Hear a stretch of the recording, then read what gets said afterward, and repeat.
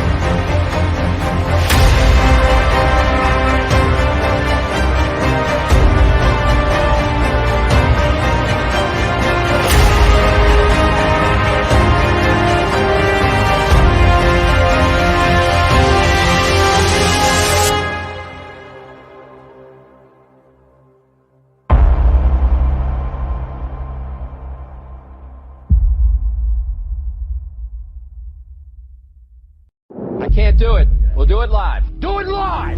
I'll write it and we'll do it live! Mister, will you please wake up, wake up, wake up, wake up, wake up?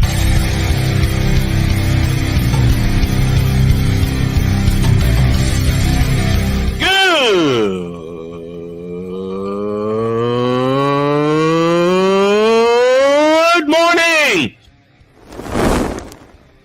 Snowman here to all you Brock Purdy and San Francisco 49er haters. Shut up! I gotta thank you, Shane. I mean, whatever happened to the games where breaking 100 points was, I don't know, unusual?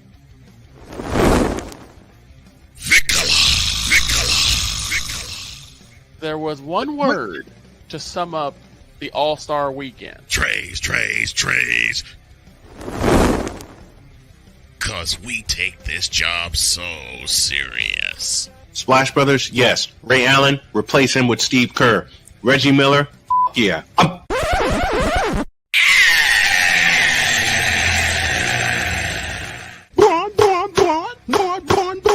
What in the all types of blue hell?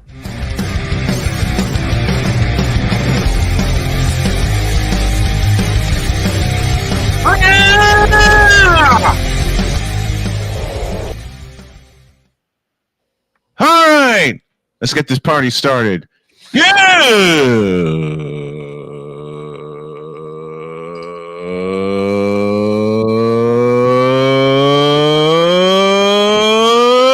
morning. Welcome to the Wacky Wednesday edition of Snowman in the Morning. Glad to have y'all with us.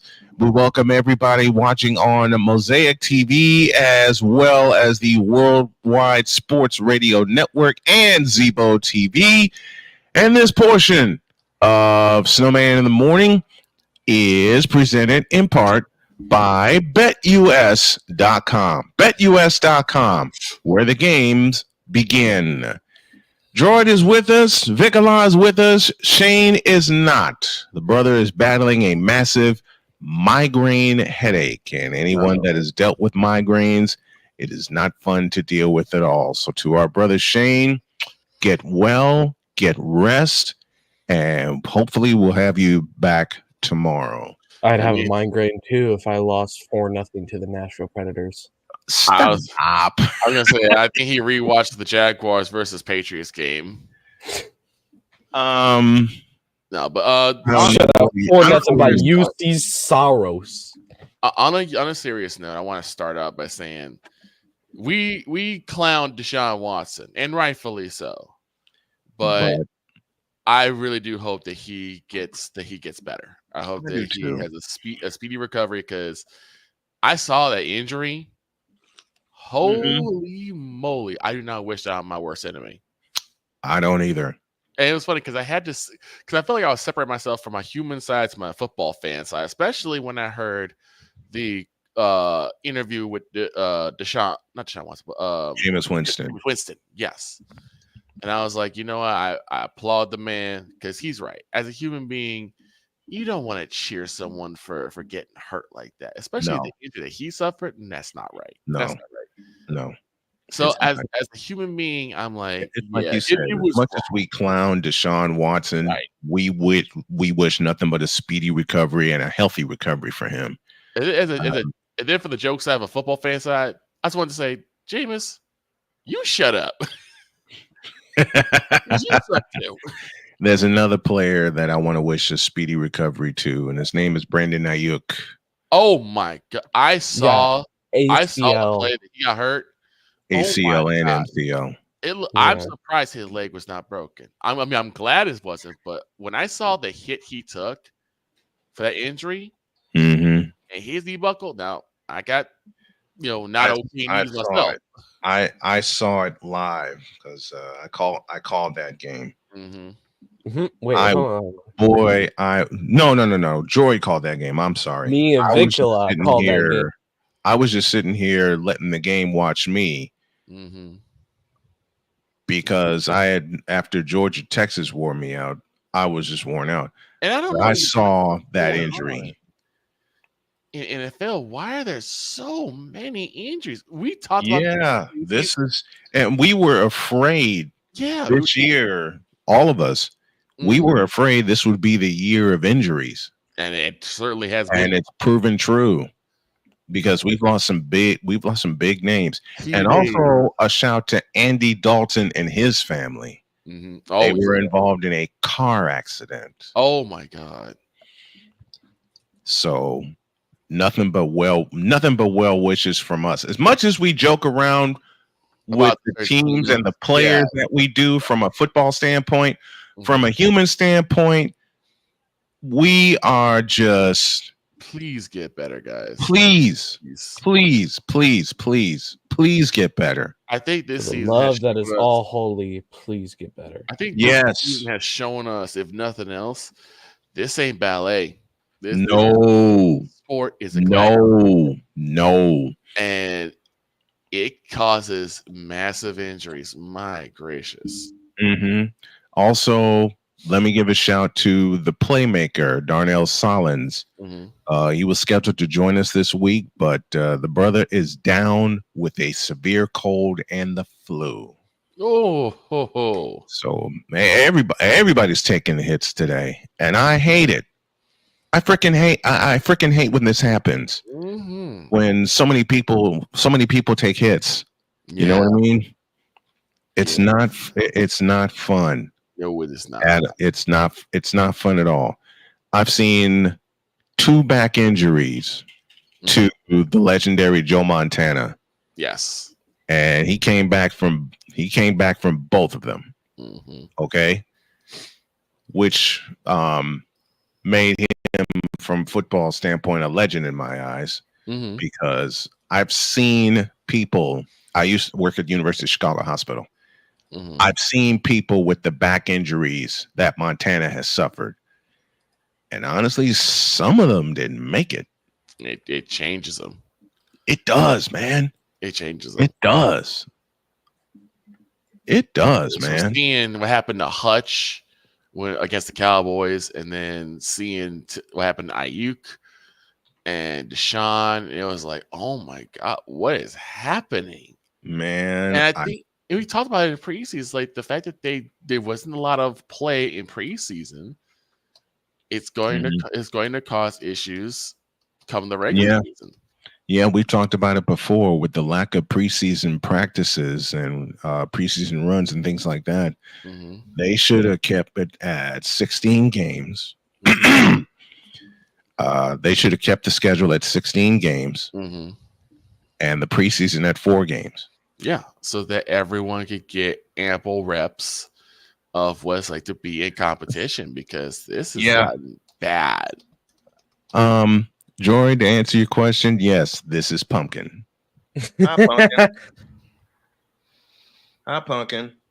You want to For say those who are just joining us, Pumpkin decided to come in and Pumpkin decided to hop in Pumpkin decided to hop in the chair with me.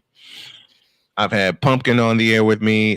Of course, y'all have seen Lucy, and Lucy's asleep and then right Binks. now. Yep, I had Binks. All right, so and I've had Winnie on here. Yes, yeah. Winnie was like one of the stars immediately. Listen, every time Winnie shows up and just hops in either she hops in the chair or she hops on the desk with me, it's madness. Because when I had my office in the kitchen while this room was being reworked, so here's a question, Mr. Droid. How'd the Frozen Frenzy treat you? Because there were some games. Shut. My team did not show up. 5-1 over. Losing to 5-1 to Minnesota is unacceptable. Uh-oh. I know it's early in the season. I know that we're hurt. But just because Kachuk came back doesn't mean that you previous players can take a seat and lay back. It sounds like he about to put someone in the hot seat. It's already the first nobody's going in the hot seat. Okay. Because there's not really anybody at fault. It was a collective group effort of being a bowl of mid. We got play-by-play with JJ with us, and he says Snow, Embiid, and PG not playing. Then I'm going to the game tonight, man. I'm a Flyers fan, and we're 1-4. Our power play sucks. That's all. Yeah, but here's the thing: I expect better from my team, who has a winning record. Yeah, 4-3-1. Hey, Pumpkin Bear. You have 5 games with points, and we're going into Thursday facing the Rangers. Is that on the road or at home? That's on. I think that's on the road. Yeah, that's in New York. That's at Madison Square Garden. That's at MSG. That's at MSG. And then on Saturday we have to play the Islanders. Why? And then on Monday we have to play the Sabres. We have a 3-day New York road trip. Before we finally get our day off. You go to Manhattan to play the Rangers. You play the what did Michael call them? The Broadway Blue Shirts. Right. Then you play Gordon's Fishermen and the Islanders. Remember that logo? Going back to Fishermen. Yes. But they went back to the regular Islanders logo, which I'm proud. By the way, JJ, watch out for Adam Fox. Adam Fox didn't even place over Gustav Forsling. So first of all, who the heck is Adam Fox? Defenseman for the New York Rangers, one of the top defensemen in the league, top 10 easily. But he was only labeled at number 8, while Gus Forsling, my defenseman, was labeled at number 6. And of course, we all know who number 1 in the league is, and it's Cale Makar. Yep. This is why George's my hockey person. I'm trying to get back into it. Learning players, learning. I know the rules because I've called hockey before, but learning the players, learning their tendencies, watching, and all that. That's what I'm getting back into. My wife thinks I'm nuts. Friday, November 1st at 1 p.m. is when the Panthers go on their global series. We go to Finland to play the Stars in a 2-game series. When is that again? November 1st and November 2nd. First game is going to be at 1 p.m. The second first game is 2 p.m. Eastern. The second game is 12 p.m. Eastern on Saturday. That might be a special here. Have to see how a double header. Oh no, I can't do that one because I'm taking the wife back to the hometown because I got a game Saturday in Gary, Indiana, and Indiana Northwest. 2 of them, as a matter of fact. Hey, $100 per game on Jed TV. I'll take it. Yeah, you better. A+ is with us. Good morning to you, my friend, and to play-by-play with JJ, and to everybody that is watching and listening, because we are back on WIRU in Chicago. So thank you to all of our stations that pick us up, including WQEE 99.1 FM in Atlanta Sports Talk Station. So we're happy to be a part of your programming. Let's take a break. And when y'all get back, more potluck stuff. We don't know what's going to come up next, but stick around for it. Back after this.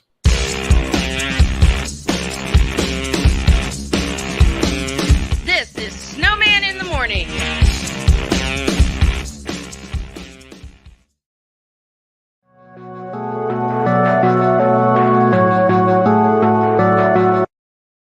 I want to do a TED Talk, but I don't have anything to talk about yet. I'm getting there. Life is for the living. We're not here that long. You can learn anything you want to learn without any money spent. What do I really enjoy? What do I really want out of life?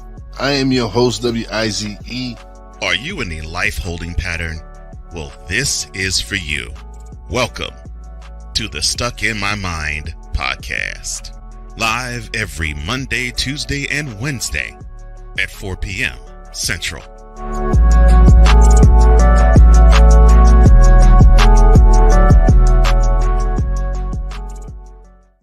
Whether it's news, the largest egg producer finds bird flu in chickens at a Texas plant, weather, devastating tornadoes rip through the heart of the United States, inspiration, a breast cancer survivor completed the journey of chemotherapy, and now begins a future one of matrimony or sports. Michael Jordan is shown on a photo with Diddy. LeBron James has a video extolling the virtues of a Diddy party. This has been yet another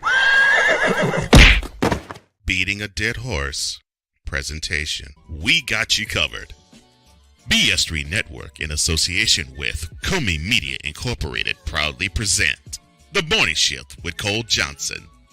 Live every weekday at 8 a.m. Eastern, 7 a.m. Central.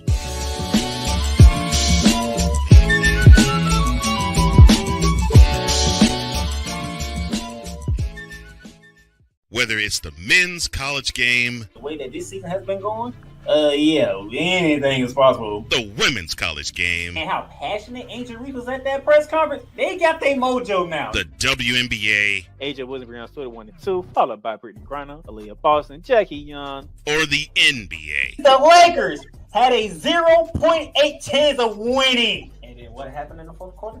LeBron James by himself outdid the Clippers. You will get any and all of the information right at your fingertips or your earlobes. Join the Playmaker as he breaks down all things basketball in Shooting Lights Out on the Playmaker's blog, network, YouTube channel, and where you can find podcasts.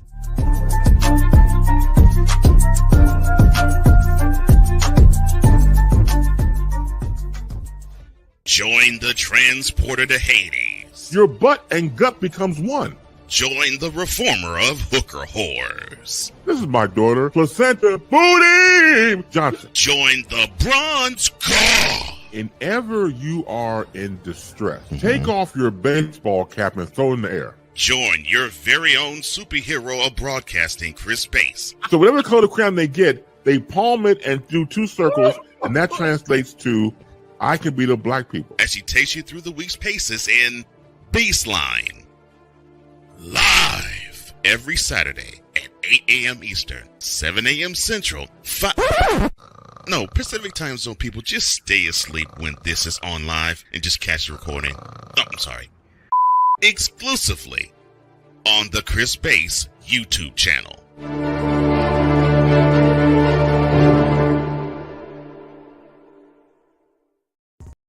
Mister, how do you operate this Twitter thing or this Instagram thing or whatever the heck?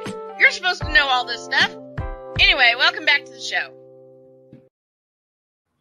Welcome back on this Wacky Wednesday edition of Snowman in the Morning. Glad to have y'all with us. Glad to have you with us in the Fanatics Feedback Zone. And a big welcome to those of you listening on WLEO 26.7 in Baltimore, Maryland. And to those of you listening on WIRU in Chicago. And a big welcome to those of you listening on our flagship station for Snowman Multimedia Sports, WJKSDB, Chicago and Indianapolis, Indiana. So welcome to everybody. A Pizzle sends me a note. History was made last night, and my 2 words are, so what? So what? It's what history was made. That's the question. So I'm all for history. Los Angeles. Oh, I mean, history's history. I'm all for history being made. Mhm. You played 2 minutes. Shush. I don't listen. I woke up this No. I'm morning. saying he played just a minute. 2 minutes. I woke up this morning to a bunch, and I mean that, a bunch of stuff. I'm being nice, Dr. K. From people. Change that. From a certain group of people.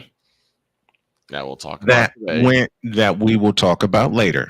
That went nuts when Bronny and LeBron checked in at the same time.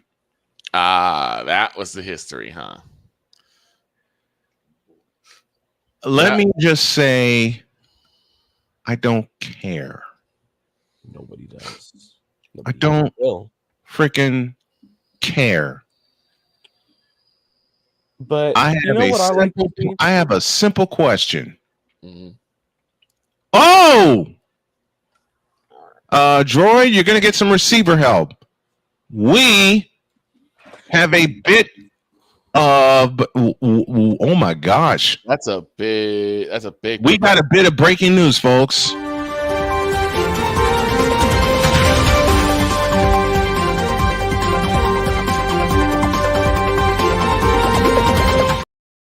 The greed is real. DeAndre Hopkins now joins the world champion Kansas City Chiefs. That's a big pickup. That's a big pickup for the Chiefs, and then who need some receiver help because they're down a couple of receivers, including Rashee Rice. So the undefeated Chiefs get DeAndre Hopkins in a trade per A-Pizzle 90. I'll take a look into this and see what we gave up. Let's hope not much. Let's a troll droid. The greed is real. It is real. I'll do it like how Marshawn Lynch did it to Pete Carroll after that stupid play in the Super Bowl. Yeah. You know what? That play in the Super Bowl, yes, should have gotten Pete Carroll fired on the spot. It should have. It should have gotten Pete Carroll fired on the spot. What I heard was Pete Carroll had a play. And here's your answer for a fifth-round pick that might. Here's your answer. Hopkins traded to the Chiefs for a fifth-round pick that may become a fourth-round pick. We always find gems in the fifth round, so I don't know how. Oh yeah. I mean, look at Isaiah Pacheco. He was a seventh rounder. Listen, if teams are smart, okay, like the Chiefs, like the Eagles, like the 49ers, if teams are smart, the gems are found later. Within the fifth. Look at Isaiah Pacheco, one of the most prime examples. Listen, you want a prime example? Brock Purdy, Mr. Irrelevant, who is now very Mr. Irrelevant. Wasn't Pacheco and Purdy drafted in the same draft? I believe they were. Hold on. I will do that research, but thank you, A Pizzle. Live research coming. Thank you, A Pizzle, for the news.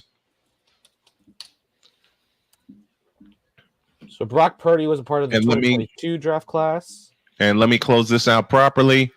Your breaking news once again: DeAndre Hopkins is on his way to Kansas City.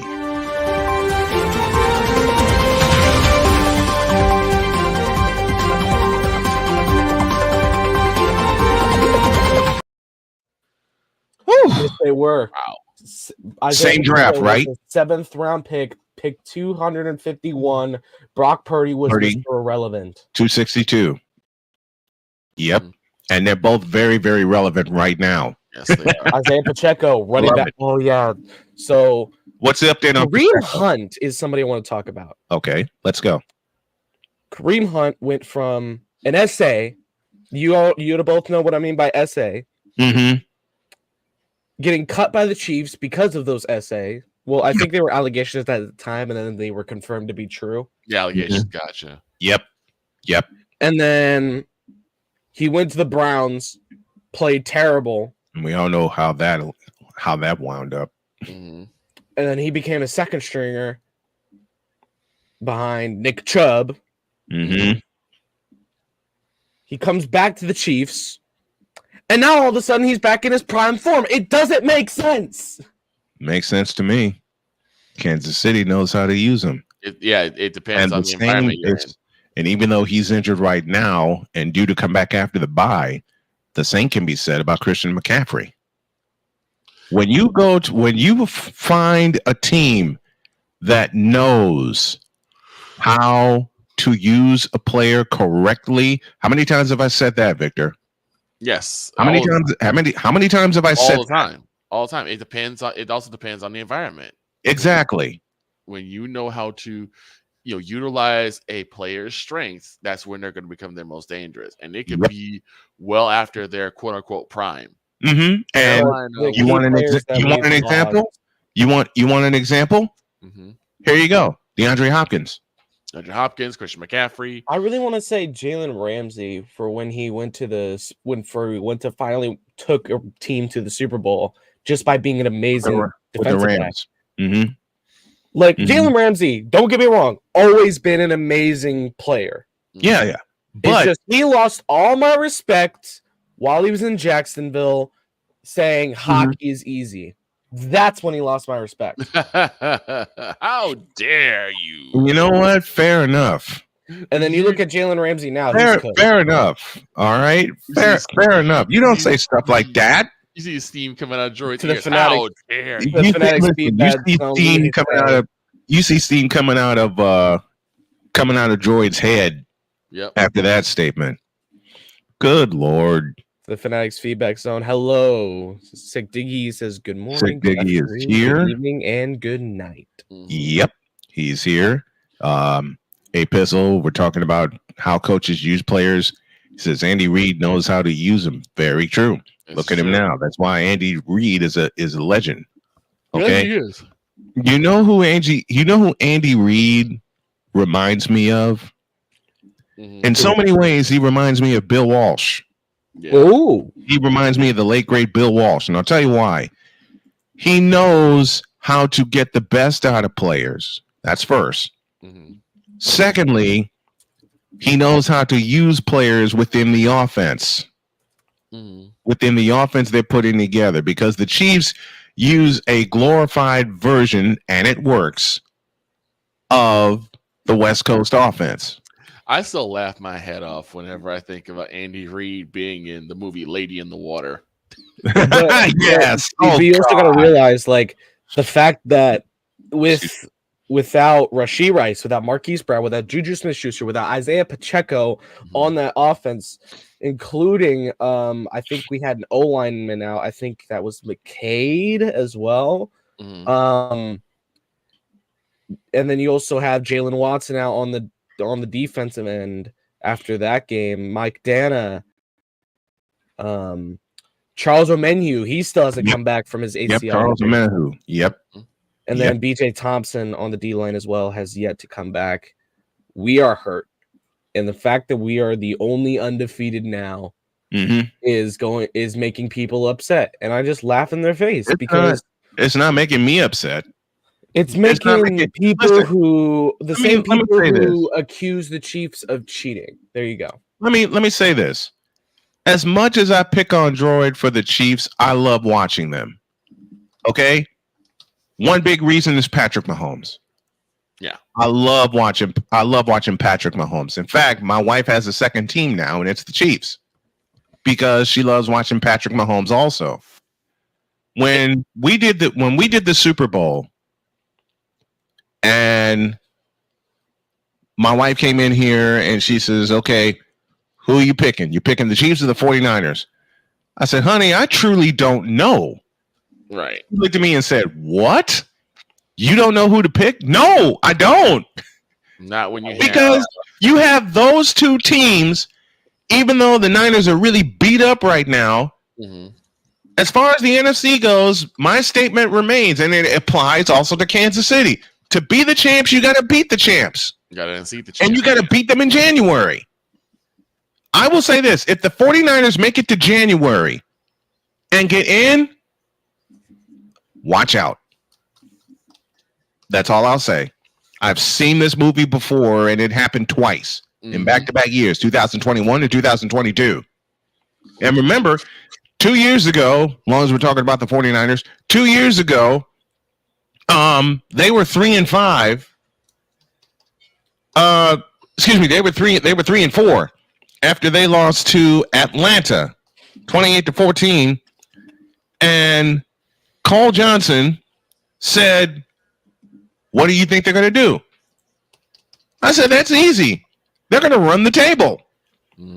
I said that live on the air at the time. And when I signed off, not knowing what the hell I was saying, right, not knowing what the hell I was thinking, I'm like, are they really going to run the table?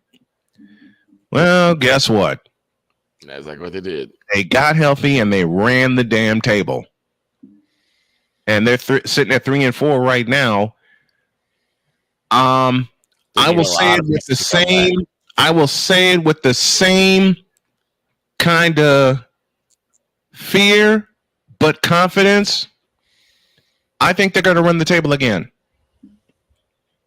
They need a lot of pieces to come back to do so. Yeah, I know. Yeah. Listen, the Chiefs do a better job of dealing with injuries than the Niners. But the thing is, the Chiefs have less people injured than the Niners do. They have less people injured than the Niners do. And it's next man up mentality. And I also feel like you're also losing out on a lot when you look at your offensive line because Trent Williams is looking to be suspended for a game. Yeah, after that punch.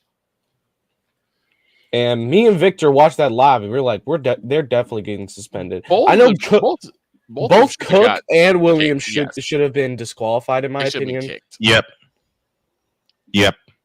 Like every day of the week, you disqualify both players, whether you like it or not. And I don't know what's on these coaches' minds right now, but all I can say is deal with your injuries. You both know how to do it. You both have proven you can deal with your injuries and win your division so we can meet back up in the Super Bowl. Yes. And I still say, I still say this, Droid, I'll see your Chiefs and my Niners in New Orleans. But right now, all right, and round 4, I will say this confidently, round 4 will be.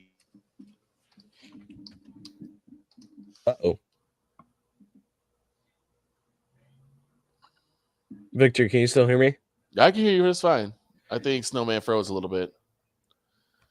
But I think right now the only team that can really compete with the 49ers in that NFC is if Jaden Daniels heals, the Washington Commanders. Yeah. They're surprisingly 5-2. They are first in the NFC East. I'm not even surprised because we talked about No, you have to be surprised, Victor, because look at their defense. Well, we're talking about the Commanders team who's always been on the cusp. They've always been on the cusp. They've always been on that edge of becoming one of the elite teams. They just haven't had a quarterback that they can really rely on. His internet went out. But also the Commanders have proven that they can run band for band with a top team like the Ravens. Yes. Only losing by a touchdown. Yes. Because like when you look at how well the Commanders have been, this has been 2-3 years in the past. How good they've been. It's just been the fact that they lacked a really top tier quarterback. Because were you really trusting Sam Howell to carry that team? Sam Howell wasn't too bad. It's just recently they got O-line. They did get some O-line additions to that Washington team. That's true. So Sam Howell didn't really have time in the pocket to do anything. But also Sam Howell isn't a great quarterback. You had a mix of two. Right. But now you got Jaden Daniels, a young elite quarterback who didn't go to Nevada. He went to LSU. Who knows how to run, who knows how to pass. Knows how to throw deep and use scary Terry. Make Terry scary again. I'm very proud to see how these Redskins have become an elite team, and if we end up losing the East title to the Redskins, I'm okay with it. And then another thing you have to realize, like the Washington Commanders are the best team at faking the run.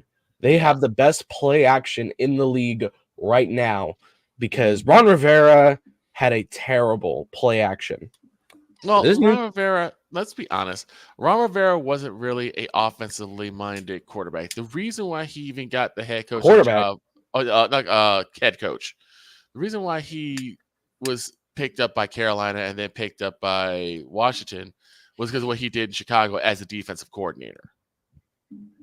And the magic that Bears defense did. Brian Urlacher, Lance Briggs, Peanut Tillman, Mike Brown back in the day. You had the two monsters in the middle between Keith Traylor and Ted Washington.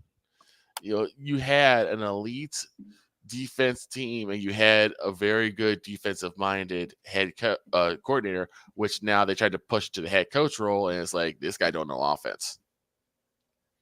He just don't know offense. That's why I don't like defensive coordinators going into the head coaching job. Like, I love a lot of these DCs, especially my own. Well, Lovie Smith didn't do too bad, though. I think Lovie Smith was also a defensive coordinator. Didn't do too bad, but it's like he never turned the corner. Yeah, he was never able to turn the corner. And the thing is, Spagnuolo, I love you, but you are not head coach material. And remember in the Ravens game, he called timeout when he's not supposed to be allowed to.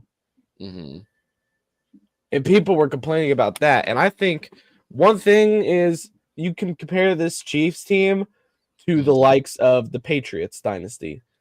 Everybody hated them while fans loved them. Right. And if Brian was here, I'd be able to do a conversation with LeBron Textual because I did have a conversation with one. Oh no! But we'll do that when he gets back. And we should have been at another break, but sadly, due to unfortunate circumstances, Brian's internet has gone out, and we don't know how to end the live because we don't have access to. Right. So we just gonna keep going. We're gonna take a mulligan and keep on trucking. Now, Victor, I know you know very little about hockey. Yes. You've made that very clear. I've made it very clear. I have not been able to really watch. I haven't really been able to keep track of the rosters. Like, I know the teams very well. I just don't keep track on all the rosters. Because, oh boy, that's a lot of players. and I think what you should do is just watch the Stars. Just watch the Stars all year. Stars all year. Yeah, I've been told that. I've been told people, like, you know what, if you want to find a Dallas team that you can root for, watch the Stars. If you're gonna watch the Bulls and then watch the Cowboys, meet in the middle between the two. You know, maybe watch Nashville. Sadly, we don't have a KC team, but we don't talk about that. You're not gonna watch St. Louis because Brian hates St. Louis, unless unless you know. And then you also have, I think that's pretty much it. You just have St. Louis and Nashville between Chicago and Dallas. Yeah. So little out in the Midwest. Now we got the Utah Hockey Club. That's something. But I remember we were talking about, and I know Snowman would want to wait till Thursday to talk about this. When we have Mr. Dietz and Chris Simpson on to talk about the new top 25. Right. But I think it just needs to be brought up. Proud of Vanderbilt. Honestly, very, very proud of Vanderbilt to finally be ranked as an SEC team. Yes, indeed. It took them years. It took them long enough to get here. It's like, finally, they made it. And I'm going to quickly look it up. The last time they were ranked was the 2013 season. And I think they were ranked at number 25. Right. Yep, 5-2 Vanderbilt football was ranked number 25 of the AP top 25 pool this afternoon for AP News. This marks the first time Commodores have cracked the top 25 since 2014 when they were ranked in the final AP poll of the 2013 season. Wow. But here's the question. Does Diego Pavia keep leading this Vanderbilt offense and keep him in the top 25? I say go with the hot hand. If he's working for you, he's working for you. Because in SEC play, the Texas Longhorns have played the Georgia Bulldogs, the Oklahoma Sooners, and the Mississippi State Bulldogs. Not very strong until you get to Georgia. Right. But now they're facing the hot hand. Yeah. They're facing Vanderbilt in Nashville. This is not in Texas. If this is in Texas, I would say no chance Vanderbilt wins this. But this is in Vanderbilt. So this is where number one, where I will now say this is where number one teams go to die. Right. I think they can pull it off. We'll see how well they do. Because I'm looking forward to it. And Snowman actually gave me his games he wants to call and the games he is going to confirm call. He's got the number 20 Fighting Illini versus the Oregon Ducks in Oregon. Yeah, ew. And then he's got number 8 LSU versus number 8 Texas A&M. And then these are his maybes. A group of 5 matchup between the 5-2 Tulane Green Wave and the 5-2 North Texas Mean Green, the Green Bowl. That would be at 12 p.m. Eastern. Tulane favored by 7.5. And then the other game on his maybe docket, number 12 Notre Dame versus number 24 Navy in Navy. This is in Maryland. I was surprised he's gonna do a Fighting Irish game.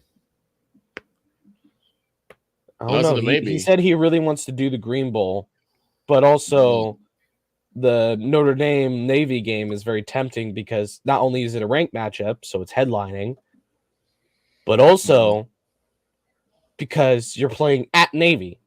Right. And I think there's a team that's fall off needs to be studied. And it's the team called the Air Force Fighting Hawks. Right now, Air Force going into their bye week is 1-6. Really?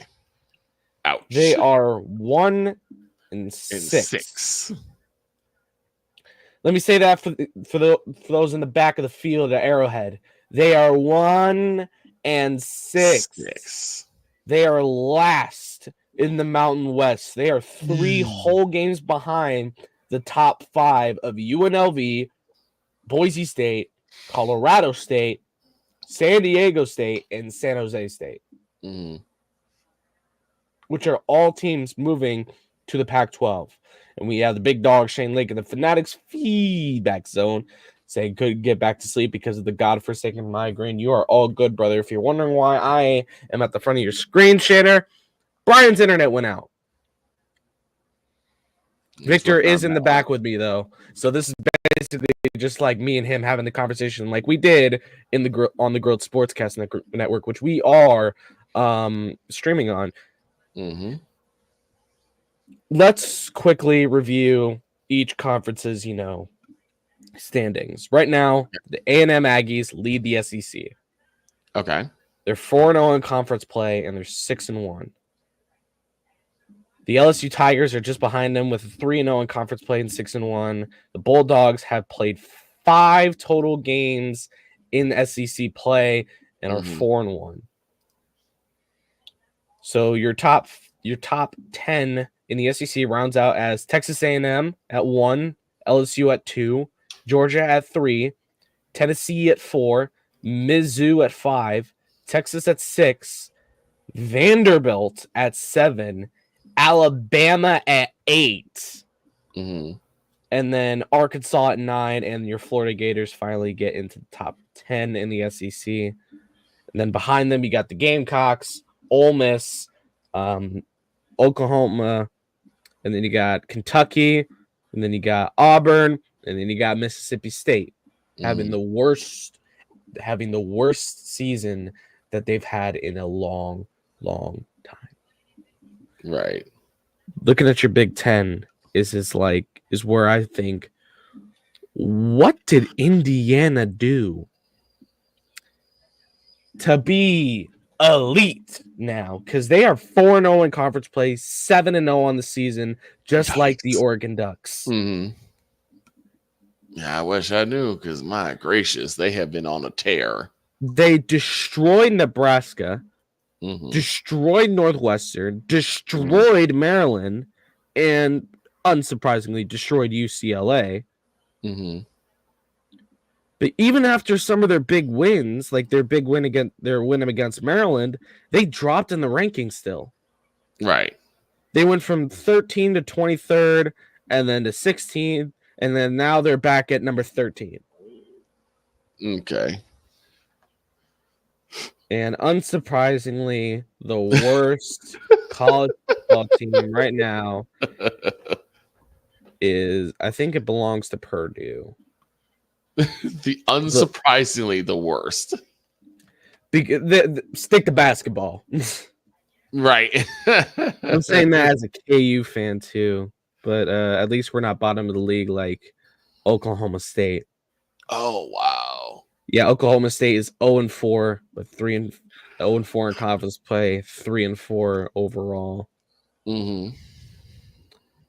And we got a lot to look at in terms of like what went wrong with Oklahoma State. I don't know. Because I remember we were hyping them up because of the one clip, "Come after me, I'm a man, I'm 40." I'm 40, yep. I think it was after they beat Arkansas, and then after they lost to K-State is where everything went downhill. Right. They lost to West Virginia, and then they lost to the on fire BYU Cougars. Mm-hmm. So weird to say BYU is a top team in the Big 12. Right. And one of the top teams in the nation. They could go for a playoff run if they wanted to. That's the craziest thing, too. And then, unsurprisingly, the Kennesaw State Owls still have yet to win a game. Same thing with the Kent State Flashes. Mm-hmm. They are 0-7 so far in the season. And then I look at every other conference. Yeah, every other conference at least has a team that has one win or more. Mm-hmm. While the Owls have yet to even get a single win. They have not gotten a win. They lost to Sam Houston Mm-hmm. back in November to end their season. Right. And then this is their season so far. Lost 28-16 to UTSA. Mm-hmm. Lost 34-10 to Louisiana. Lost 31-10 to San Jose State. Lost to an FCS school in UT Martin, 24-13. Got blown out the water by Jacksonville State, 63-24. Who are we talking about here? Kennesaw State. 63. Jacksonville State worse. Put up 63 so on Kennesaw State. Here's what happened. Oh, I thought it was the power that blew here in my office. Uh-huh. Turns out it did, but also Jody bought me this gadget with like 6 or 7 different plugs and 6 or 7 different USB plugs. Mm-hmm. That went poof. Oh, surge protector, I think. Yep. So the next thing, I got something in its place right now, but after I get the money I need today, I'm going to Walmart and I'm buying one big ass surge protector. Yeah. Because this thing is Dunsky. Yeah. I've turned it off and I've turned it on like 6 times. Yeah. And NUFFIN, nothing. Yeah. So what did y'all talk about? So what did y'all talk about while I was scrambling? We went through the power rankings for college football. Mm-hmm. Some of the downfalls of the teams, some of the upswings of the teams. Mm-hmm. Especially teams like BYU, Vanderbilt, surprisingly Sam Houston having a good year. And then you also have I think unsurprisingly seeing Purdue at the bottom of the Big Ten in football. Mm-hmm. I love the fact that Illinois beat Michigan. And nobody's surprised, I love the fact think, that anymore. Illinois. I'm not surprised either. I just love the fact that Illinois beat Michigan, and Michigan is tumbling fast. They are. As soon as Harbaugh left, McCarthy They went left, downstairs. everybody just took a trip downstairs. What'd you say, Snowman? It seems like they're proving that Michigan's a bunch of frauds. Yep. Washington proved it, who was unranked, and then Illinois proved it. And the thing is, Brian, I'm looking through every single conference to find a team besides the Kent State Golden Flashes and the Kennesaw State Owls that doesn't have a win. Nobody else in the league has no wins except has a victory. Nobody else in the league doesn't have a win except the Owls and the Golden Flashes. That's crazy. I still want to know what the hell a Golden Flash is. I don't know. I you could not pay me to tell you because I wouldn't know how to tell you. I wouldn't know either. All right. Sorry about that, folks. I had a power surge, and now I really do have to strip this office down and replug everything in. I did an emergency setup, and I'm glad I did. But dang it, I want to swear right now, but I'm trying not to. Don't swear. I'm not. I would say let's just head to a Let's break. do this. Let's do this. As soon as I get everything else situated here, let me turn that on. As soon as I get everything situated here, except son of a gun.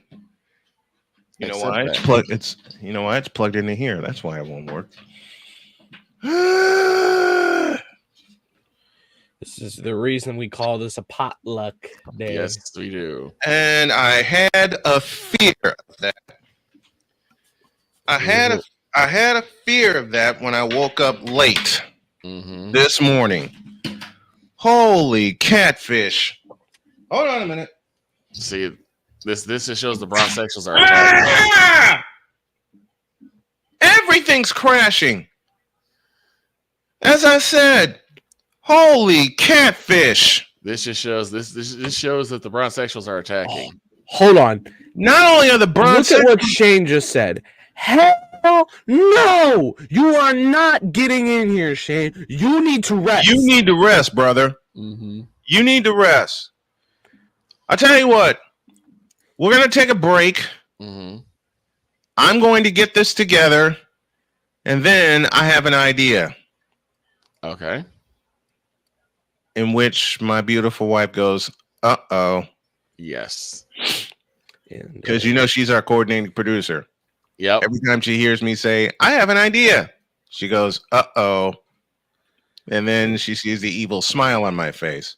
Mm-hmm. So let's take our halftime break. Let me get resituated. And I have an idea that I'll talk about when y'all get back. Okie dokie.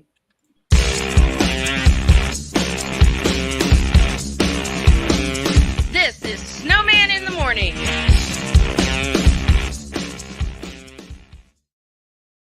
Whether it's the men's college game, The way that this season has been going, yeah, anything is possible. the women's college game, And how passionate Angel Reese was at that press conference, they got their mojo now. the WNBA, AJ Wilson, Brianna Stewart, 1 and 2, followed by Brittany Griner, Aaliyah Boston, Jackie Young, or the NBA. The Lakers had a 0.8 chance of winning. And then what happened in the fourth quarter? LeBron James by himself outdid the Clippers. You will get any and all of the information right at your fingertips or your earlobes.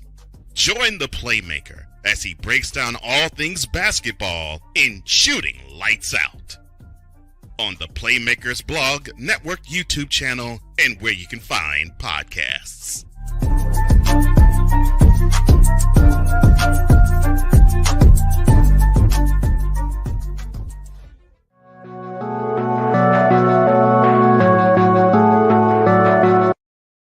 I want to do a TED Talk, but I don't have anything to talk about yet. I'm getting there. Life is for the living. We're not here that long. You can learn anything you want to learn without any money spent. What do I really enjoy? What do I really want out of life? I am your host, WIZE. Are you in a life holding pattern? Well, this is for you. Welcome to the Stuck in My Mind podcast. Live every Monday, Tuesday, and Wednesday at 4 p.m. Central.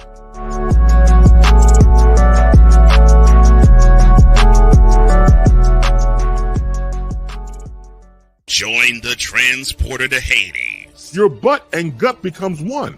Join the reformer of hooker whores. This is my daughter, Placenta Booty Johnson. Join the bronze car. Whenever you are in distress, take off your baseball cap and throw it in the air. Join your very own superhero of broadcasting, Chris Bass. So whatever color crayon they get, they palm it and do 2 circles, and that translates to I can beat up black people. As she takes you through the week's paces in Baseline. Live every Saturday at 8 a.m. Eastern, 7 a.m. Central, Pacific Time Zone people, just stay asleep when this is on live and just catch the recording. Oh, I'm sorry. Exclusively on the Chris Bass YouTube channel.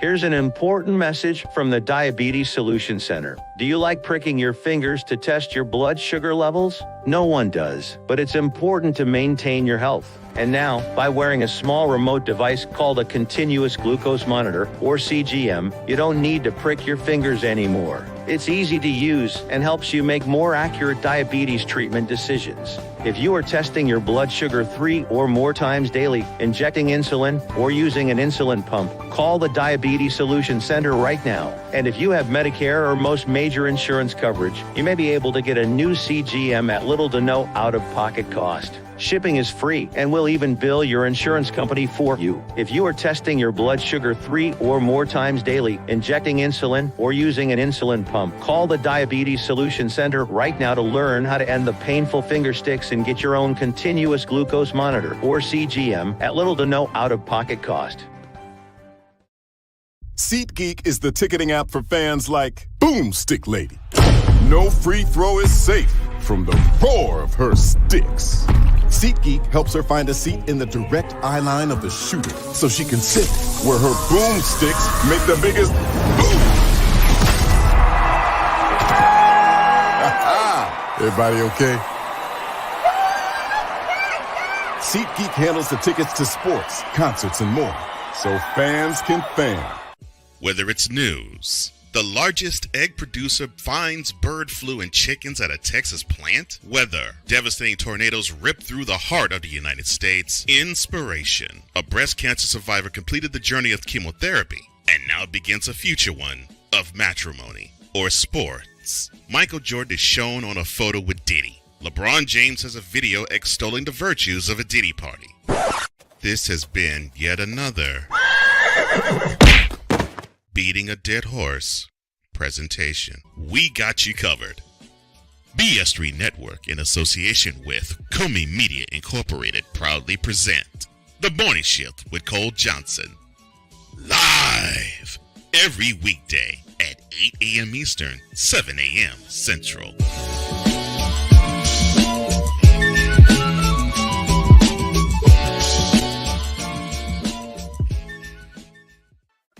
Drew Willingham. In this case, yeah, you put the blame on Kyle Shanahan for apparently not preparing the team enough for the overtime rules, supposedly. Cole Johnson. Peyton was considered the winner, and he was the darling of all darlings for Gerald. With a special appearance by Tyrone Alizé McDummy. Ain't nobody calling me. Text. Delete! Join these two football enthusiasts as they give you Total Football Talk.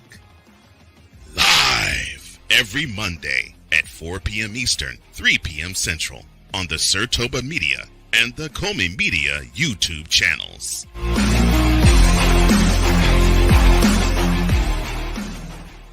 Mister? How do you operate this Twitter thing or this Instagram thing or whatever the heck?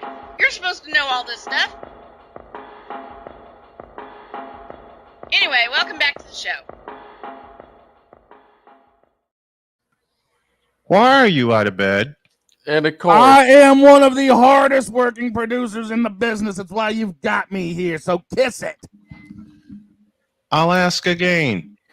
Bad dog. Bad dog. Why are you out of bed dealing with a migraine? Because for one, I'm too used to it, and for two, with all the technical problems that seem to be going on, figured in case something else happens, it's good to have somebody else around. I'm glad you're here, because when this thing went poof, I immediately ran to the breaker, turned it off, turned it on, and I didn't see the light. Right. But when I turned it off and turned it back on again, I saw the light to my mixer and to my internet source light up, which gave me the clue that this surge protector here may have protected its last surge. Yep. Because it went poof. Yeah, usually it takes about 2 power surges before it goes kaputski. Yeah. And this one is kaputski. So now I know what my shopping list is after I do all my door dashing today. I was going to suggest that we try this again at 11 a.m., but then I thought, nah.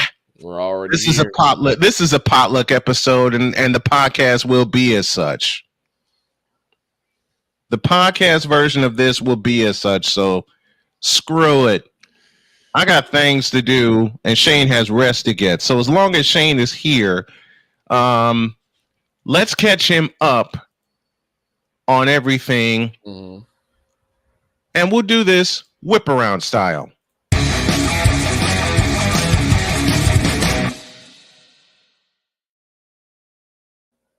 The Bruins got beat, the Panthers got beat, the Blackhawks got beat. The Kings got beat also by the Vegas Golden Knights. And the Stars got beat by the Sabres. And I was the one that called it. And I told y'all, you'll be so. I'm not sorry. Yeah, I'm not sorry. I'm not. Begin the morning. I apologize to the Lightning fans and to the Carolina Hurricanes fans, which Victor is included in such, because I picked against them.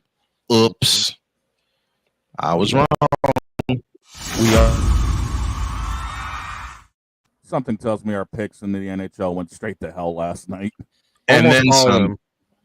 And then some. And to think I picked the Oilers. We lost a legend early this morning. And this is one point I didn't get. This is one point I didn't get to, as we lost the legendary Fernando Valenzuela. He was 63 when he passed away. And I got that note this morning. And anyone, and I mean anyone that had a chance to see him pitch, whether live in person or on television, you saw the legend that is Fernando Valenzuela. So rest in peace, power in paradise, Fernando. Yes, sir. I mean, I grew up tail end of watching what he would do, and he was an all-time Dodger pitcher, plain and simple. And it's not like he threw hard. I mean, he was tinkering with what 93, 94, but he was pinpoint, even with such a weird delivery. Yeah, that's the most dangerous pitchers is when they don't have to throw hard. Yep, that's the short version of the whip around, and it's presented by Fanatics.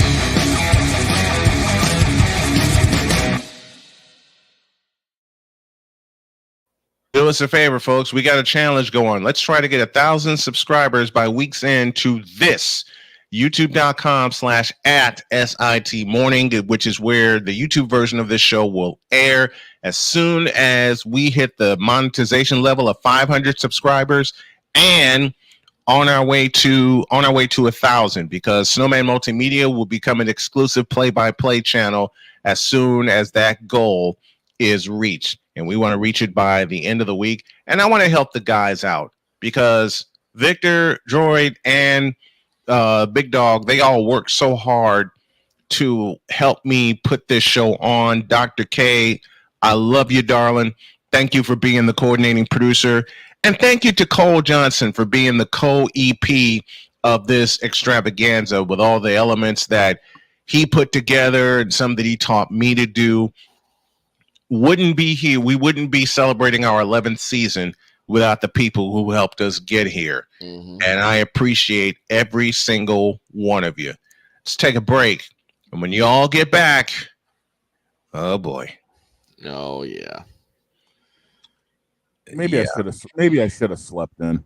And you're here now. And Jordan already said he has a conversation already lined up.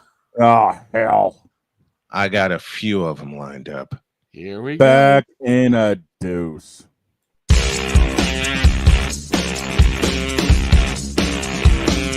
This is Snowman in the Morning.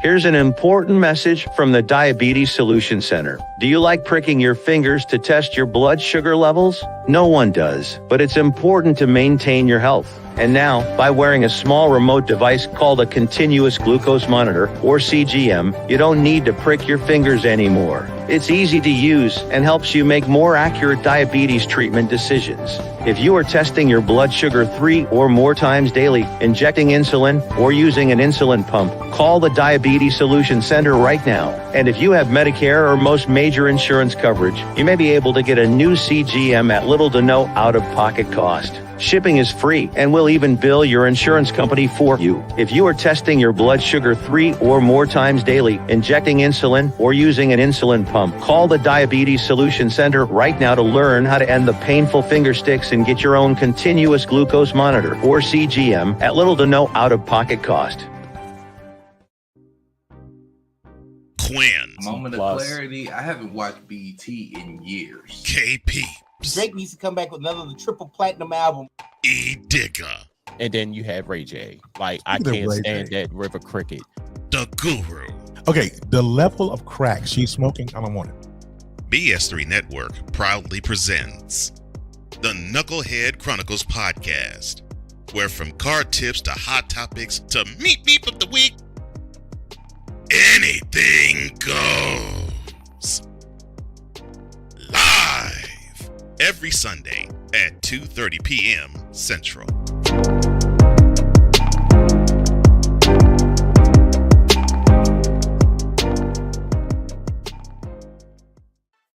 Drew Willingham. In this case, yeah, you put the blame on Kyle Shanahan for apparently not preparing the team enough for the overtime rules, supposedly. Cole Johnson. Peyton was considered the winner, and he was the darling of all darlings for Gerald. With a special appearance by Tyrone Alizé McDummy. Ain't nobody calling me. Text. Delete. Join these two football enthusiasts as they give you Total Football Talk. Live every Monday at 4 p.m. Eastern, 3 p.m. Central on the Sertoba Media and the Comey Media YouTube channels.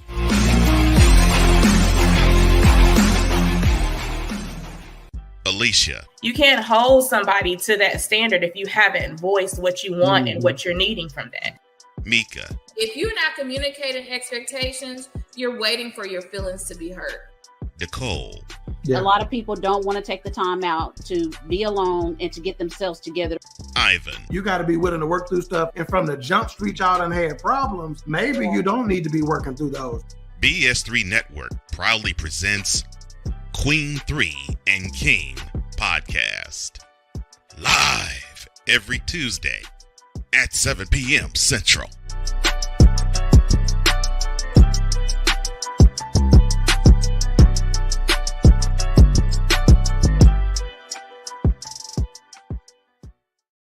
Mister, how do you operate this Twitter thing or this Instagram thing or whatever the heck? You're supposed to know all this stuff. Anyway, welcome back to the show. All right, we're back on all of our radio networks. We apologize for the power surge. Everything seems to be up to par.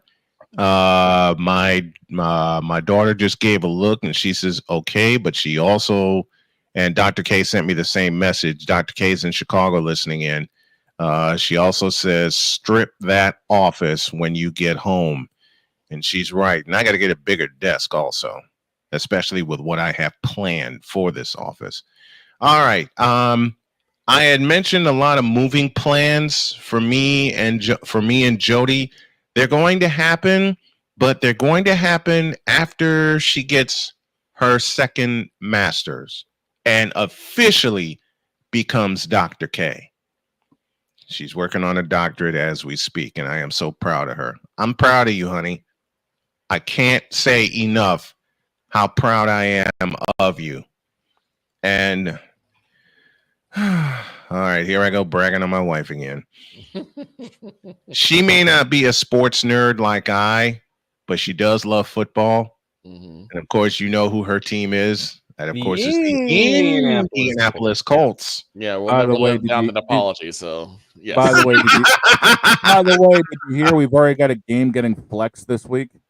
What? Indy's now taking the Sunday night game. It was originally supposed to be Jacksonville. It's now Indy, Minnesota. Huh. Whoa. That's Time. huge. Halt. He Huge. says, hold the phone. Stop. Penalty flag on the field. When is that game? Week 9. Week? Crap. Well, that's only one game for me because the Niners are off. Yeah, Niners But have to Indy's bye. playing the Sunday night. Oh, that's got potential. That's got potential for having my wife ride shotgun with me. All right. Put that one in the book for week 9. We'll do our regular red zone coverage. And as soon as I lean back in here and take a nap after the 4:00 game, I'll be ready for Indy and Minnesota. And I assume that's at US Bank Stadium in Minnesota? Yes, sir. All right. So we got that. The two games that did you hear the news? What's up? I'm talking to Shaner. You heard What's the up? news, right? What news? DHOP. Yes. D-Hop went to doggone KC. Kansas I City. saw that. Yep. And you see the eating grin on my face. The greed is real. Greed is real. And I'm Greed is calling it real. now. Greed I'm is gonna real call coming it from now. a San Fran fan. Okay, cool. I'm gonna call it. What's There's that? a receiver that I think is going to make his way to San Fran. And his name is? Tyler Lockett. You know what? That's a target. And I've heard rumors that he's a target for San Francisco because they're so beat up right now. Yeah, I've been hearing those rumors myself. Under targeted by Drew Smith. And DK Metcalf is under targeted. Metcalf may go fishing elsewhere. And maybe. Oh wait, Metcalf may go fishing. The November 5th trade deadline for the NFL is about to get good. Oh yeah. Oh yeah. It's going to be filled with greed and 0 Cowboys moves. It's also going to be filled with greed and 0 Cleveland moves because they're going to start Deshaun Watson. No, there's going to be Cleveland moves. It's going to be them trading players away. Deshaun Watson's done. Yeah, it's Jameis Winston they're starting. I mean, you can't tell the difference. They both suck. Yeah, that's what I said earlier. Yeah. True. They both suck. It's just Deshaun Watson light. Another target. And I mentioned another target of the 49ers, and I mentioned this. I mentioned this earlier. Is one Cortland Sutton? That wouldn't surprise me. And pick him up. I need him in fantasy, please. You greedy son. One of those two, if not both, will end up in Frisco because Debo just got treated for pneumonia, and we are going to be thin. We are very thin at skill positions right now. Yeah, you're wide receiver. There's going to be a running back picked up. And there's going to be a couple wide receivers picked up. I think they said CMC is going to be back near the end of the year. Well, they're targeting week 10. Week 10? At Tampa Bay. They're targeting week 10 at Tampa Bay.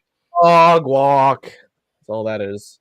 Listen, if we get CMC back for week 10, and this is after we take care of business against the Cowboys, I made a prediction earlier in the show. And I'll make it again. I've done it the last 3 years. I say sitting at 3-4 right now, 1 game behind Seattle in the division. I think San Francisco is going to run the table. That would take some doing. And we actually missed an injury. This means they got to go to Green Bay and beat them. They got to go to Buffalo and beat them. And while we're on that subject, I think it's week 12 where we have the triple header. Yes, December 1st. It's week 12. Folks, let me tell y'all what's going on. December 1st for us is going to be a bitch, but it's going to be a hell of a lot of fun too. It's going to be a hell of a lot of fun because we, the 4 of us, and anyone who joins in the chat, are going to be covering 3 games that day. 3. It's the Snowman Multimedia Triple Play. And we start things off with the New England Patriots hosting the Indianapolis Colts. Do we really have to do this? Yep. We all know how this game's going to end. Shane will have that. No. Check that. I'll have the call of that game because I think my wife will ride shotgun with me. The boys will be in providing updates from all the early games as we do. The middle game, we were only going to do 2 games. We were only going to do 2 games that day. Yeah, it was going to be. Yeah, it was going to be Indy and New England. Indy, New England, and then San Francisco and Buffalo. And then we found a juicy game. We looked at the 425 schedule and said, well, yep. We looked at the 425 schedule. And let me get my soundboard up here. We looked at the 425 schedule of games. Looked at the 405 games. We were like, meh. And then we found one. And we all went, holy shit. That's going to be a juicy. And we had to put it on the schedule. So the 425 game will be a battle of the birds, the Philadelphia Eagles and the Baltimore Ravens. Yep. King Henry versus Saquon Barkley. And Saquon has found his second win in Philadelphia, and I'm happy for him. He has. I am so happy for Saquon Barkley. And King Henry looks like he really hasn't lost a step. Nope. King Henry has gained a step because now he's in a running offense. He's in an offense where they can run the football. And, of course, the nightcap will take place at Rich Stadium in Orchard Park, New York. Brock Purdy and the 49ers take on Josh Allen and the Buffalo Bills. And that will also be a charity stream for us because there's a couple of causes, including my family, that we're going to raise money for. I'll have all the graphics for that tomorrow. I'll have a full ad about that tomorrow. That all will occur December 1st. And while I'm thinking about it, let me make this announcement also. We are taking Thanksgiving week completely off. Yes. What you talking about, Willis? Shut up. That Thanksgiving week, no one's doing anything. No one will be in front of their computer or in front of a microphone Thanksgiving week. Why? One, it's a short week. That includes a holiday. Two, we're going to need all the energy we can get. Yep. Plus coffee. Plus coffee. Man, I'm probably gonna have 3 2-liters beside me. Hey, listen, this cup here, Dr. K found it for me. Dr. K finds the coolest stuff for me. I stepped away from coffee for a bit, and I'm like, we don't need coffee for that one. We don't need coffee. Man, I'm gonna have like 2 or 3 2-liters beside me. The hell you talking about? Listen, when we looked at that schedule for December 1st, I immediately said, I'm going to need coffee. Jody looked at that schedule for December 1st and went, oh, hell. She said, you will need coffee. And Dr. K, she's trying to wean me off of coffee, and I'm trying to wean it off myself. Right. But with the schedule that I keep, holy catfish. Yep. And thank you to Steve Rabel for that. Thank you to my friend Steve Rabel, the voice of the Seahawks, for that phrase. Do you really think I'm going to be able to have that week off, though, knowing the rest of my schedule? Yes. You have a point. No, Victor, are you forgetting my night gig? Doggone it. Yeah. You have a point. Yeah. But as far as this show goes, we're taking that week off. So y'all will see some pieced together segments. In fact, the person will feature that entire week. It's going to be Allison Moran. Hey. Mic drop moments of the year. Oh my God. And I'm still cutting from her. Mic drop Moran. There you go. Allison, mic drop Moran. There it is. There it is. Man, she's had so many mic drop moments, it's not even funny. Absolutely. And then what was the first one? Keep the bitch. Sign the bitch. Keep the bitch. Yep. Both of them. And then talking about balls and all that. Yes. Oh my Lord. Too many balls. I had fun cutting that one. Wait, what? I had fun cutting that one. I am so glad we actually got my ending in for the end of that segment. Right. You stupid for that. Shut up. You stupid for doing that. Don't shrug your shoulders at me. What? What? I love Brian. I'm so glad we're talking about this because we really don't need to have the brunch sexual, but I think we're gonna have to eventually. Yeah, we're gonna have to, but be ready, folks. December 1st, we are all gonna wear ourselves out with not 1, not 2, but 3 football games, 3 NFL classic matchups. We'll start our coverage at 11 a.m. Eastern time, getting you ready for the noon schedule. Feature game, getting ready for the 1 o'clock schedule. I beg your pardon. So the 1 o'clock feature game will be the Colts and the Patriots in New England. The 4:25 game will be the Ravens and Eagles from Baltimore. And then Sunday Night Football makes its grand return as the 49ers and Brock Purdy take on Josh Allen and the Buffalo Bills live from Orchard Park, New York. So we're going to be raising money for Cancer Society and for the hurricane victims. And of course, the third one is to help my family. So anybody want to get in on the fun, make sure you're in the chat that day, because it's going to be a full day of football coverage. And y'all are gonna love it. Then we're gonna repeat the action. We're gonna repeat the feat for college football, for the college football playoff. Yep. On a Wednesday, New Year's Day. Yep, New Year's Day.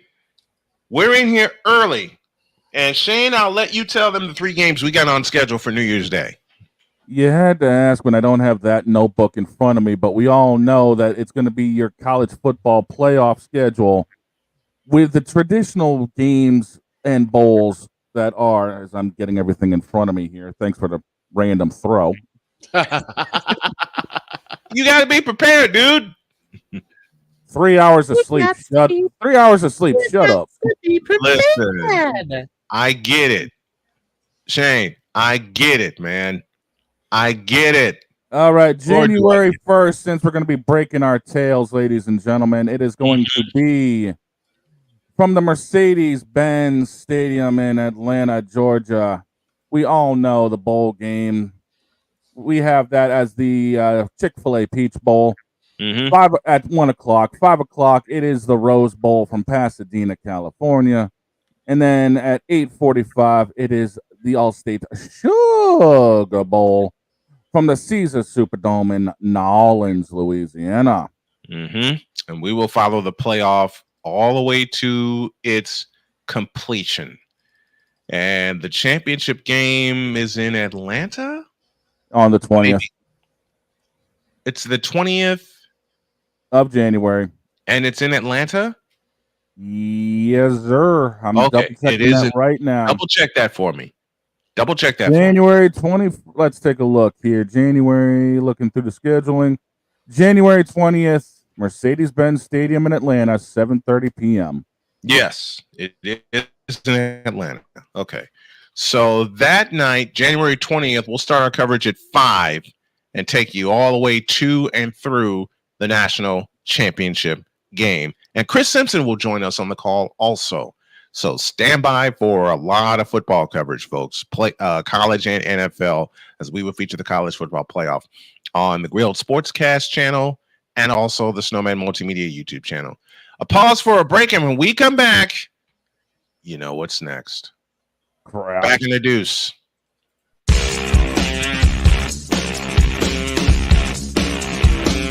This is Snowman in the Morning.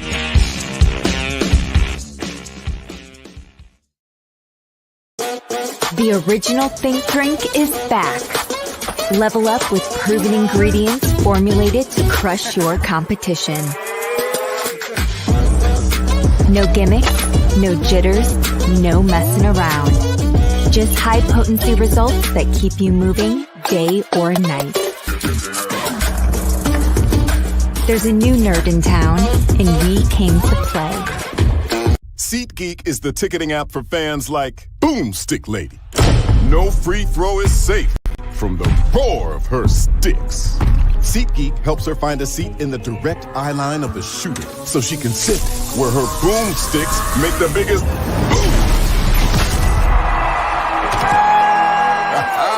Everybody okay?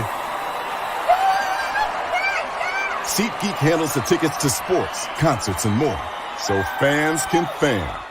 Whether it's news, the largest egg producer finds bird flu in chickens at a Texas plant, weather, devastating tornadoes rip through the heart of the United States, inspiration, a breast cancer survivor completed the journey of chemotherapy, and now begins a future one of matrimony or sports. Michael Jordan is shown on a photo with Diddy. LeBron James has a video extolling the virtues of a Diddy party.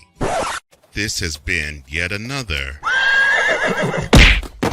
beating a dead horse presentation. We got you covered.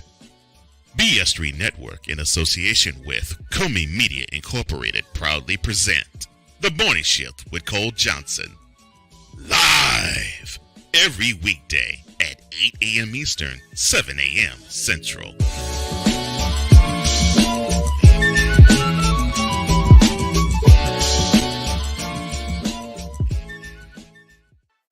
Drew Willingham. In this case, yeah, you put the blame on Kyle Shanahan for apparently not preparing the team enough for the overtime rules, supposedly. Cole Johnson. Peyton was considered the winner, and he was the darling of all darlings for Gerald. With a special appearance by Tyrone Alizé McDummy. Ain't nobody calling me. Text. Delete. Join these two football enthusiasts as they give you Total Football Talk. Live every Monday at 4 p.m. Eastern, 3 p.m. Central on the Sertoba Media and the Comey Media YouTube channels.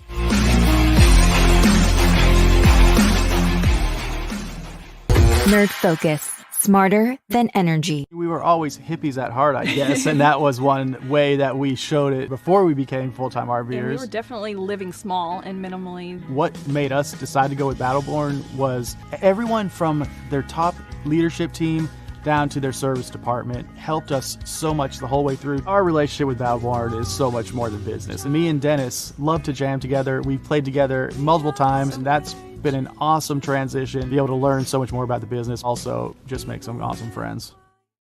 Mister, how do you operate this Twitter thing or this Instagram thing or whatever the heck? You're supposed to know all this stuff. Anyway, welcome back to the show. A big welcome to those of you watching on Mosaic TV, based out of Kentucky and all points south. And welcome to those of you listening on WQEE 99.1 FM in Atlanta. And thank you to Ryan O'Neill for hosting us. Appreciate it. Our guest picker this week is going to be none other than. Our guest picker this week is going to be none other than the lovely Deb Whitkus. She will join us. We'll put the time together, and we'll let you all know when we will do those, because I have the feeling it won't occur during the show. So we're probably going to have to make our picks twice. So keep an eye out. I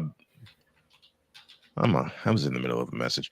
So keep an eye out for that. And next week, I have our guest picker lined up.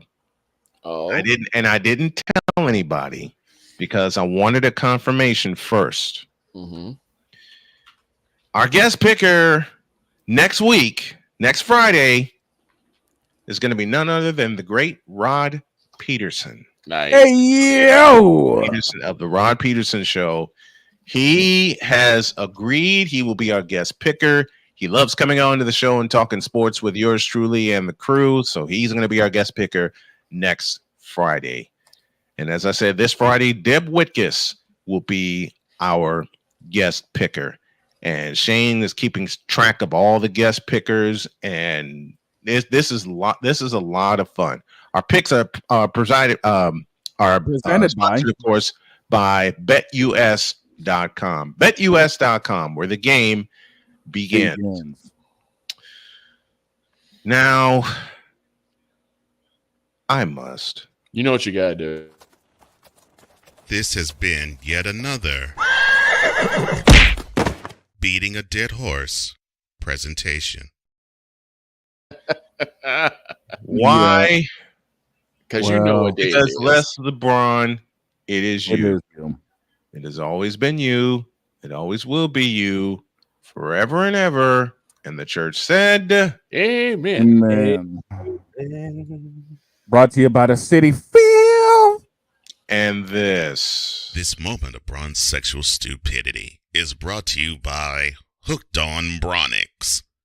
When you start talking like an idiotic bronze sexual, Hooked on Bronix can set you right. Call 1-800-YOKAY. LJPN, now approve all this. Just cue the heartbeat. Dear God in heaven. In a world where partial greatness is celebrated and total greatness is shunned, there stands to be a figure on the lips of those who love him and those who hate him. The inane comparisons to Michael Jordan and Kobe Bryant continue and has existed Since 2003, there is no end in sight, for the battle between those who unconditionally love and unconditionally hate him wages on. These are their stories. Welcome to the Bronzexual Confessions. Here we go. Let's get this over with like a bad A&E biography. You don't want to know about bad A&E biographies. I've watched a few of them. Same All right. here. Okay. Dexter Miranda. That's a name and a And half. yes, I call people out. I call these bronzexuals out by name. Why? Because they need to be called out. And I've had people say, you shouldn't do that. Shut up. Ladies and gentlemen, is the roll call for the LeBron James Insane Asylum. Dexter Miranda said, quote, how to make Mike sexuals very mad and bring up LeBron nonstop. Tell them Mike is not your GOAT. Close quote. Here's the thing. Mike doesn't have to be your GOAT. He just is the GOAT. Exactly. I'm sorry. We've gone over all of this when it comes to Mike and everything he's done. I mean, hell, he's even looking to put a footprint in NASCAR. What does that say? He has put a footprint in NASCAR. He's about to put a bigger one in if this lawsuit works out, but that's another story. Exactly. Mike doesn't play around. Nope. But to Dexter Miranda, I have a little tribute for you. And it goes like this. So I realized that I think, even though it's not advertised, right, there has to be a place for stupid people. We don't know because we're not stupid, so we don't know anything about it. It's like a secret club society. Oh my gosh. So I come to the conclusion that he graduated from SU, stupid university. Yeah, get all the stupid ass letters that go along with graduating high honors of being stupid. I can't do no more, man. Vámonos, dominos, vámonos. Stupid university, where everyone graduates magna cum stupid. Yeah, that's about right. And this happened. Oh no. Now, why'd you have this? What you mean? I'm not the only. He's not the only one. I did too. What you mean? Here's both of you. What happened? Oh, okay. Crap. I was taking a nap. And you woke up to a nightmare. He was doing this. He leaned back in his chair. I leaned back in this chair, put my feet up, and zonked out. And you woke up to a nightmare. Uh-huh. All right. I woke up to a question. Oh, Lord. And the question was, well, first of all, he began with a statement. He said, I'm a LeBron fan through and through. And I'm thinking, oh, dear God. That's a mistake. No, we already know there's one thing wrong with you. That one. Yeah, that's strike one. You don't say strike. You say Like, strike one. Here's strike two. He said to me, I don't care what you think. LeBron is the GOAT, and you can't prove me otherwise. Here is strike three. He allowed me to prove it otherwise. Oh no! And here comes the bitch down the middle, looking. It's a strikeout. Mm-hmm. This fish-eyed, idiotic, ass backwards, bronzexual fool. You fool! Thank you, Victor. Said to me, you cannot prove that Mike is better than LeBron. I said, Are you going to allow me to do so? And he said, yeah, I dare you. Oh, a dare. Oh, that's a mistake in the second at bat. Yep. Watch the games. That's what I got to do. Okay. Second at bats are starting 0-for-1. And I said, does LeBron have a 60-point game? No. He went and did his research as I did mine. I took a look. And the answer is no. No. I'll tell you. I said it. No. No. LeBron does not have a 60-point game. I said, does LeBron have a Defensive Player of the Year award? He went back and did his research. And he came back and he went, no. And I said, there are two differences right there between the greatest of all time and the most mediocre player I've ever seen. And Yo Kang. Well, Mike can actually put the ball in the basket. LeBron cannot.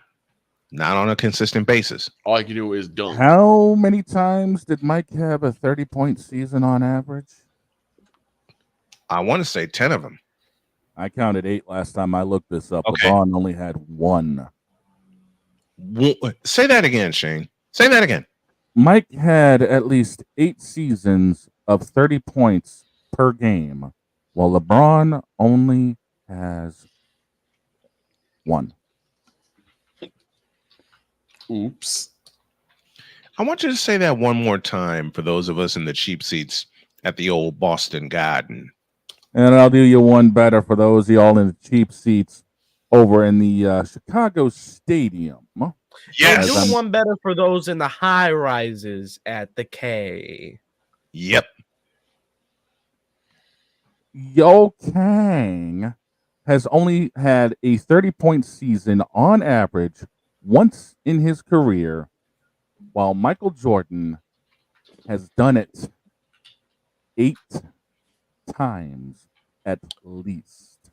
With one team. Yep.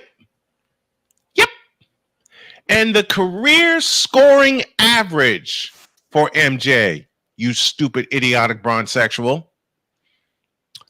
30.1. Okay? 30.1. Now, let me give you this. In a game against the Atlanta Hawks in 1987, a game that I watched very intently, which had my dad yanking me away from the TV because I didn't have glasses. Mm-hmm. But I did have Jim Durham in my ears. And I'll never forget the announcement that Tommy Edwards, the former PA announcer for the Chicago Bulls, made this announcement. Ladies and gentlemen, your attention, please. When Michael Jordan scored his 37th point, he became the first player since 1963 and only the second player in NBA history to score 3,000 points in a single season. 3,000. I am going to give you even bigger stat line. Go with it. The only times Michael Jordan did not average 30 points per season minimum. His rookie year, when he averaged 28.7 and was named Rookie of the Year for such. And when he was injured and played less than half of a season.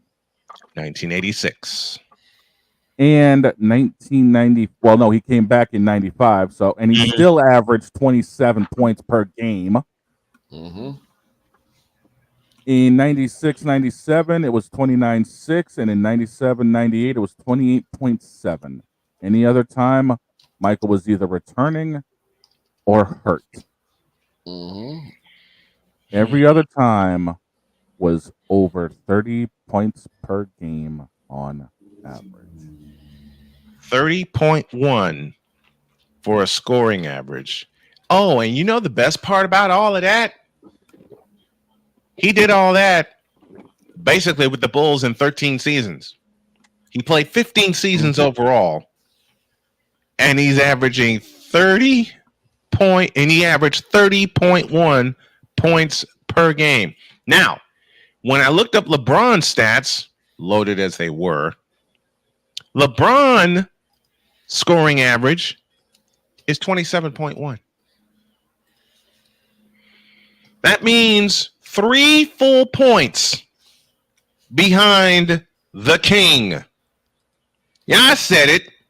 The king. The real king. You know what? The king. Let's put a dagger in this one and answer the biggest question to any bronze sexual. And Snowman, this is where you got your 10.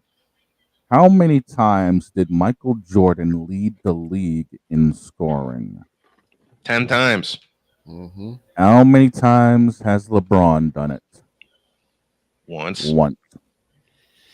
And that was 2006, 2007. No, wait, it was 07, 08 when he played in Cleveland, but he only played 75 games. Michael doing it, full seasons. Full ages. There's another thing that I want to bring up to these stupid ass bronze sexuals. Oh, here we go. And I want the research to back me up. Mm-hmm. I'm looking at it. I can name you at least 10 times Michael played 82 games in a season. LeBron's only done it once, and that was 2017-2018 when he got spanked in the NBA World Championship Series. And he also got swept. Michael has played a full 82 games 9 times. 9 times. Okay, 9 times. 9 times. 9 times. Droid? Thank you, Victor. Droid. And you are correct. The last year that Braun had a full season, 2017, 2018. Technically the only year he's done it. Yeah. Yep. And he ain't going to do it this year either. Why? Roger, he's going to be casting the Sarlacc pit. From Mr. McCarthy, Ryan McCarthy. Introduce him right. Our favorite international Italiano supervillain, Espresso McCoffee. Espresso McCoffee. Thanks, McCoffee, for joining us today. But now, back to business. I was going to ask Joy what was his conversation because he led in with that. Go. Let me introduce this the right way. I mean, we've got time. It's your we got time. Trust me. Droid, it's your turn. So Droid had a conversation with a bronze sexual. Dear God, man. I love it. What do I mean? All right. All yours, Droid. Take it. So yesterday I had my first shift at Culver's. Mm-hmm. Which is where this unfolded. Oh no. While I was on the clock. Oh no. This guy came walking in with a shirt. Oh dear. That was literally just a walking billboard of glazing LeBron. Oh dear. I've seen those. At least you got paid. And this one was a newer one. You want to know how I know that? How? Because it had Bronny on it. Oh God. Of course it did. Of course it did. Of course it did. And I had, you want to know what I have? I have it somewhere. I think it's in the wash right now. But I have a shirt. It has 2 simple numbers and a name. 2-3. Mm-hmm. It's red and black. Yep. It has the name Jordan on the back. Mm-hmm. I want to get me one of those black Jordan jerseys, to be honest. Oh, the all blacks, yeah. But I'm gonna find one. Yes, sir. But I'm gonna find one. He was talking to a buddy. Oh dear. Saying, I don't think anybody could ever be as great as LeBron. Yeah. Here we go. Say that again, please. Because I have a response. You better have the quote button ready so people don't think I have a response ready. Would you repeat that again, please? He said, quote, I don't think anybody could ever match the greatness of LeBron. Close quote. Once again. So I realized that I think even though it's not advertised, right, there has to be a place for stupid people. We don't know because we're not stupid, so we don't know anything about it. It's like a secret club society. Oh my gosh. So I come to the conclusion that he graduated from SU, stupid university. Yeah, and all the stupid ass letters that go along with graduating high honors of being stupid. I can't do no more, man. Vámonos, dominos, vámonos. Stupid university, where everyone graduates. Magna cum stupid.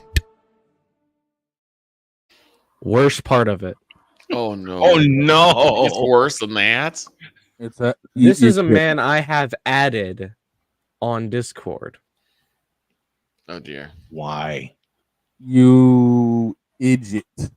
I had him added before I knew he was a bronsexual. Oh, so Trust me on that. He basically infiltrated. Okay, he infiltrated. So I texted him on Discord asking, what the hell did you say? And he said, what you mean? Oh no! I said, you said nobody could match LeBron's greatness. And he said, yeah. What did you? How did you know I said that? And I said because I was working on set when you said that. I was at the front putting the burgers and the fries in the bag, just like LeBron should do. Put the fries in the bag, bud. Oh! Pow! Damn. Pow! And he said, well, it's true. And I said, who has LeBron won Defensive Player of the Year? No. Did Jordan does LeBron have a dunk contest win in a good era of the dunk contest? He's never been in a dunk contest never in any participated. era. Never participated. Does LeBron have the most iconic line of shoes to ever exist? Hell no. No. You know what? Let me answer that the right way. And I know I'm gonna get zapped for this. Ask that question again. I asked, does LeBron have an iconic brand of shoe like Jordan? Bishop Bullwinkle. Hell no. To the no, no, no. Hell to the no. Hell to the no. To the no, no, no. I've seen better looking shoes at Costco. As have I. I've seen Kirkland shoes look better than LeBron's. And the best thing about Kirkland's, they're non-slip. So pick your battle. You can't flop. You can't flop. Left flop. And then I asked him, how many rings does LeBron have? He said 4. Out of how many finals? Well, 10. And I said, how many rings does Jordan have? I don't know. And I said, you know. And he's like, 6. And I said, out of how many finals? 6. Did any of those go to a game 7? No. Did Jordan always get his get back after getting dominated? Yes. Did LeBron get his get back after getting dominated? No. Hell no. And I asked him, did Jordan ever leave Chicago? No. During his playing time, at least. Did he leave Chicago? No. Nope. Don't try to lie and say it was Washington. Now, did LeBron leave Cleveland? Oh, yes. Twice. Did he leave Miami? Yes, Yeah. he did. He Did he ran leave Cleveland from again? accountability. Yeah. Did he leave Kevin Love to dry twice? Yep. I guess so. I guess so. Did LeBron play with iconic players like Scottie Pippen? Nope. Did LeBron ever participate in one of the most iconic photos of the USA men's team of all time that included Jordan? That would be a no. Nope. That would be a hell to the no. How many years has LeBron played in the league? Oh, no. Really? Really? You don't know? And you worship him this much? No, I don't know. Stupid. How many years did Jordan play in the league? Oh, no, about 13. Exactly. Well, he has the scoring record. Who cares? He didn't average well. Yeah, he had a scoring record in an L. In a big fat L. Okay. I will still call Kareem Abdul-Jabbar the king of scoring. Same. No argument here. No argument here. Hell, And then I asked him, who is currently the best defensive player in the league? And he said, well, LeBron. I'm like, no. How is it LeBron? Wrong. And he said, well, because he's the greatest. And I'm like, have you ever heard of a fella named Rudy Gobert? He's like, well, yeah. And I said, has Rudy Gobert won a Defensive Player of the Year? Yeah. Has LeBron? No. Exactly. Now get out of my face. And I blocked him. Good. Because LeBron's defense is a lot of... It's trash. It's a lot of... He looks to bring it in. He comes in and throws it away. The Bulls have it. Here comes Michael Jordan on the drive. 5 seconds. Jordan on the drive right in the lane. 18-footer.